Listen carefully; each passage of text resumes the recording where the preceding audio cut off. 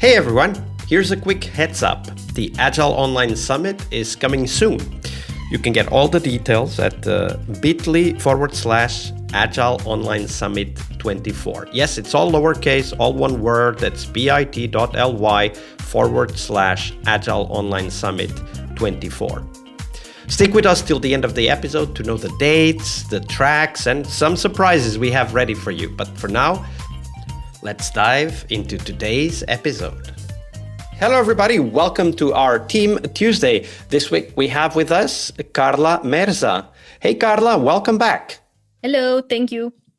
So, Karla, on Tuesdays we talk about teams, but before we do talk about teams, we'll talk about it in a second. Share with us, what was the book that most influenced you in your career as a Scrum Master? Just one book. It's very, very hard to pick one. But I would like to pick Emotional Agility by Susan David. You might have gotten this recommendation before, but for me, as I mentioned, I am a technical person. I am a doer. I am a person that doesn't really understand emotions, or I was that at the beginning of my career. So I got into reading a lot of psychological books to understand my own emotions and also the ones in the team, so I can manage them, for lack of better word. I would also like to mention a second book, if you give me the permission to do so. The one called Multipliers by Liz Wiseman. And this one is about multipliers and diminishers and shows how different leadership styles can lift or hold back the people you work with. And this was an aha moment for me when I was certain I am a multiplier because, I'm a Scrum Master. So yeah, of course I am. But actually I found out I am an accidental diminisher. What does that mean in practice, though? Like when you talk about multiplier versus diminisher, and specifically in your context, what did you find? So in my case, the diminisher is someone who, for example, hinders productivity, or in our case as Scrum Masters, maybe gives top-down directions. And for a diminisher, this makes sense because they are making things efficient and everyone has something to work in and other nice stories they tell themselves.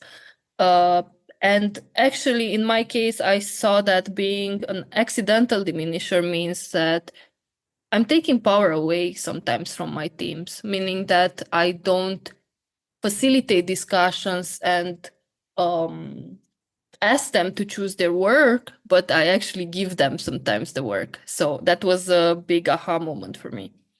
Absolutely. And also a great reflection. Thank you for sharing that. So, Karla, of course, we do, we read these books, we become aware of the emotional aspects of the work that we do because we want to help the teams succeed. But sometimes the teams, of course, create their own problems. So we want to hear a story like that, the story of a team, and what were those small little behaviors that over time grew and became a problem for the team? Tell us that story, Karla.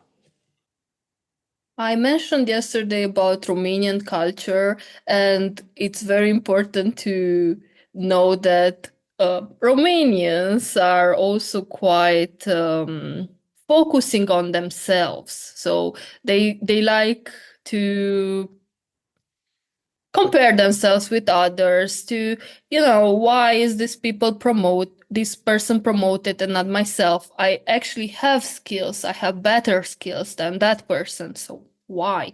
So when there are a lot of changes in a company, this is triggered, and the team, multiple people from the team have this attitude. And I feel like it's a self-destructing behavior because the mood in the team starts to change. And of course, sometimes it means someone leaves the team and then you have to... Can you tell us a little bit more? So there were some changes that were happening in the organization. And if I understood correctly, some people that were in that team got promoted, right? And then you saw that had a reaction from other people in the team, but what were the reactions? Like, what did you observe? So the reaction was getting mad, very emotional reactions. Then talking with multiple people, hey, why was this person promoted and not myself? But I think the issue is a bit upper, meaning that also the way the promotions were communicated was pretty poorly done, meaning that uh, in one day it was communicated that this person was moving to another role. Then in the second one, someone is leaving from the team. In the third day, in the same week, it was communicated that this person was promoted. And no real reason was given. So when you do a promotion, I think it's important to say because this reason and this reason, they maybe did a course that recommend them for this. They went extra mile. And in this case, it wasn't happening. It was like, just this person is very nice and we promote it. And that also gave a feeling of confusion in the team. And that also angered more. So, well, I imagine that this anger that you describe was there within the team, translated into team conflicts. Was that what was happening there? Maybe more like team disengagement. And you could see in the meetings that they stopped asking questions, stopped being proactive, and also some people were doubting themselves. Like, I don't know, a developer wrote to me that, hey, can I deploy this to whatever environment? I was like, you're the expert. Why are you asking me? In my mind. And then with further questioning this person, I got it that they are also questioning their role. They are very confused about the situation. So that's what I saw in the team. So, if you think about this story that you went through, what do you think could have been done differently in that particular context to help the team accept the changes? Because, of course, the changes were coming from the leadership. They were not from the team. But what could have helped the team to accept the changes? I think one of the things is the leadership team being more aware of the people and how they perform, and then being able to motivate these promotions better.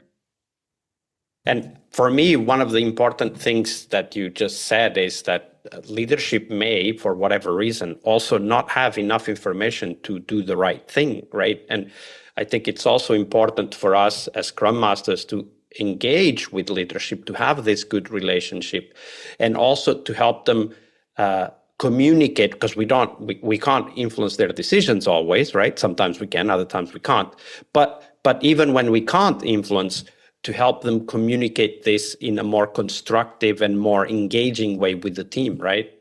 Yes, I raised this multiple times with the leadership team, especially because before it was about promotion, it was about changes. And my colleagues always raise that they don't understand why there are so many changes. So it was an ongoing issue I kept raising, and I told them several times that it's important to communicate this better. Yeah, absolutely. And I think that this is where then, working together with other Scrum Masters, working together with Agile coaches, we can bring that to leadership's attention, but also sometimes even for them to realize how to do it better, because not all leaders have leadership skills that have been developed for a long time. They might not have a good handle on how to communicate information that will have an emotional impact and so on. And we can be there to help with that communication. And for me, what's important is even when we can't influence the decisions, right? We don't need to agree with the decision to help communicate those decisions in a way that we hope will generate more acceptance in the team. Yeah, definitely. And leadership team is not always with the team, so definitely a good collaboration between senior leadership and senior Scrum Masters or product owners It's necessary to make sure the well-being of the team is taken into consideration with any decision. Absolutely. Very well said. Thank you very much for sharing that, Karla. Hi there, Agile friends. Thank you for sticking around. So, as I was saying at the beginning of the show, on October 22nd this year, we will have the first day of the Agile Online Summit 2024. The summit will take place from October 22nd to 24th, so make sure you book your calendars as there will be loads of sessions for you to attend, including live QAs with the speakers, networking sessions, and more. This year, we're also organizing regular networking events online so that you get to talk and meet your peers before the summit even starts. So if you want to know more, check them out at bit.ly/Agile Online Summit 24. That's all one word, all lowercase. That's bit.ly/Agile Online Summit 24. You can sign up for a free ticket and get notified when those warm-up events will be organized, so stay tuned. Now, regarding the summit, our opening keynote will be Marshall Goldsmith's exposition of a project he's been working on for a while. That's marshallgoldsmith.ai. And Marshall is an author and also a leadership coach who sold over 3 million books worldwide and has been considered twice #1 leadership thinker in the world by Thinker 50. And you definitely don't want to miss that. If you want to know more about the tracks, here they are. We will have 4 tracks. The first track is Shift from Product to People. In this track, we will explore what we call the third wave of Agile adoption, exploring psychological safety, coaching techniques, and more to unlock your team's potential. In this track, you can learn to foster trust, encourage innovation, and build high-performing teams. Transform your approach and the future of Agile to be much more people-centric. The second track we have for you is value-centric product development. In this track, we will learn how to master product management and ownership by focusing on value. We will learn to identify, validate, and deliver what customers truly need, and dive into customer-centric approaches, experimentation techniques, and continuous market validation ideas. We have to accept that if Agile is to succeed, we have to become value-centric, and that's what we explore in this track. The next track is titled Agile Coaching Masterclass. We want to help take your coaching to the next level and transform team performance. Develop key Agile coaching skills, emphasizing people-centric and value-centric approaches in line with the previous tracks. And we will help you learn how to guide teams towards value focus and effectiveness. In this track, we want to help you unlock the potential of the individuals and the organizations you will be working with. After all, the future of Agile is coaching-centric. And finally, the last track, and definitely not the least, is all about the future of Agile. Explore the trends shaping Agile's evolution. The previous 3 tracks do that as well.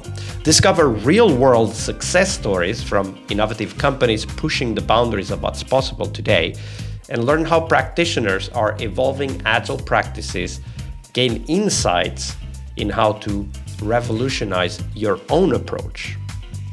After all, the future of Agile is here, so let's explore it. You will also have the opportunity to network with your peers, so get your ticket and join our Slack at bit.ly/Agile Online Summit. That's all lowercase, all one word, bit.ly/Agile Online Summit 24. As always, we have free tickets and the VIP tickets, so check them out. It will all be available at bit.ly/Agile Online Summit 24. I'll see you on the conference floor.